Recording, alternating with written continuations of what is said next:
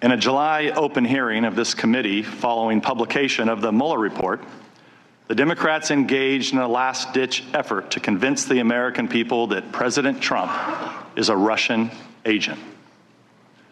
That hearing was the pivotal finale of a 3-year-long operation by the Democrats, the corrupt media, and partisan bureaucrats to overturn the results of the 2016 election.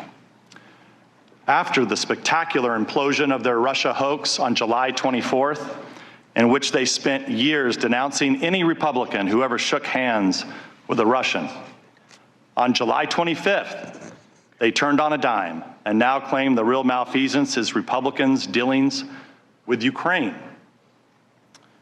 In the blink of an eye, we're asked to simply forget about Democrats on this committee, falsely claiming they had more than circumstantial evidence of collusion between President Trump and Russians.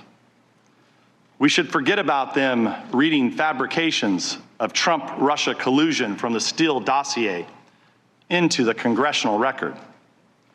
We should also forget about them trying to obtain nude pictures of Trump from Russian pranksters who pretended to be Ukrainian officials.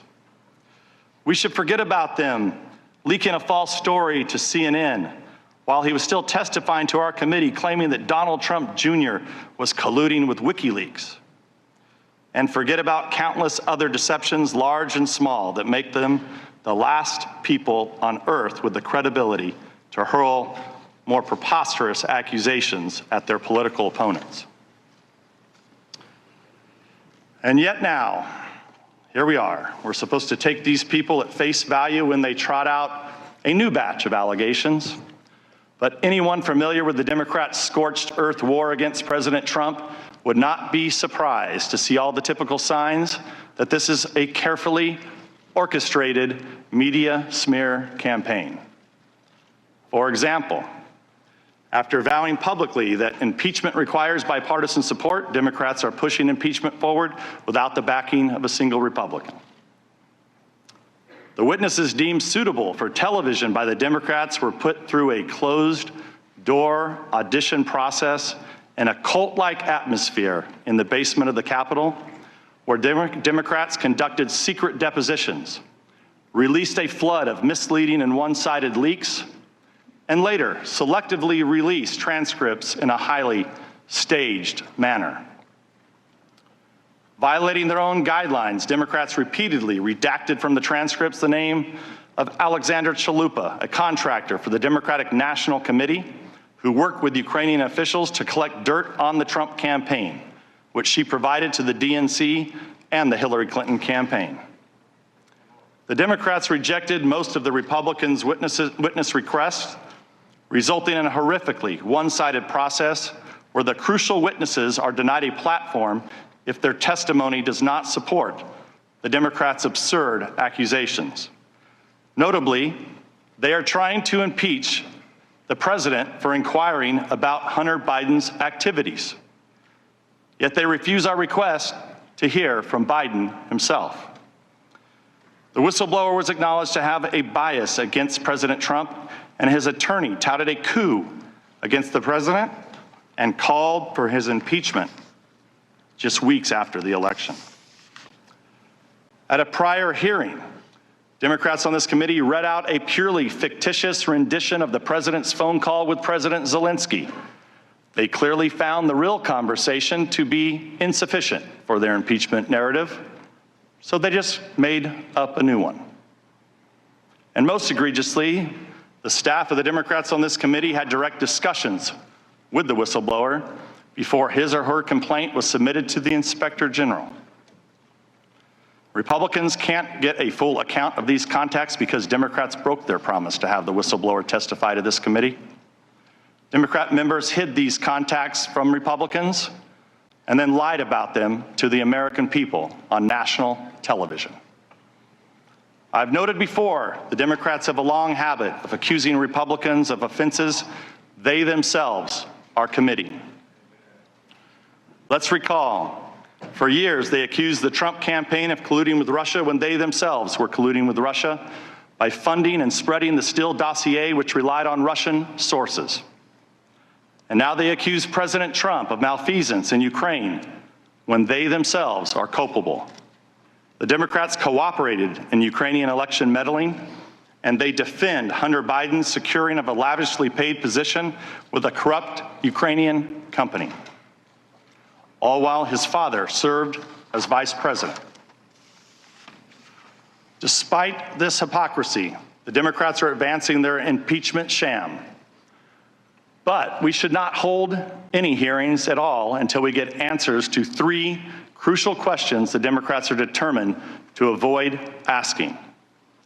First, what is the full extent of the Democrats' prior coordination with the whistleblower? And who else did the whistleblower coordinate this effort with? Second, what is the full extent of Ukraine's election meddling against the Trump campaign? And third, why did Burisma hire Hunter Biden, and what did he do for them? And did his position affect any U.S. government actions under the Obama administration? These questions will remain outstanding because Republicans were denied the right to call witnesses that know these answers. What we will witness today is a televised theatrical performance staged by the Democrats. Ambassador Taylor and Mr. Kent, I'd like to welcome you here. I'd like to congratulate you for passing the Democrat Star Chamber auditions held for the last weeks in the basement of the Capitol. It seems you agreed, witting or unwittingly, to participate in a drama. But the main performance, the Russia hoax, has ended, and you've been cast in the low-rent Ukrainian sequel. I'll conclude by noting the immense damage the politicized bureaucracy has done to Americans' faith in government. Though executive branch employees are charged with implementing the policies set by our president, who is elected and responsible to the American people, elements of the civil service have decided that they, not the president, are really in charge. Thus, as we'll learn in these hearings, after expressing skepticism of foreign aid and concern about foreign corruption on the campaign trail, President Trump outraged the bureaucracy by acting skeptically about foreign aid and expressing concerns about foreign corruption.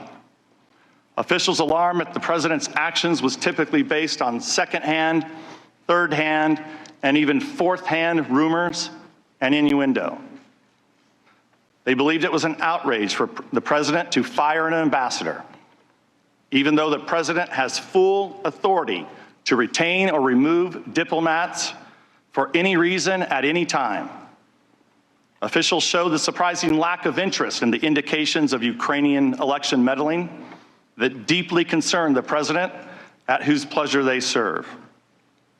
Despite all their dissatisfaction with President Trump's Ukraine policy, the president approved the supply of weapons to Ukraine, unlike the previous administration, which provided blankets as defense against invading Russians.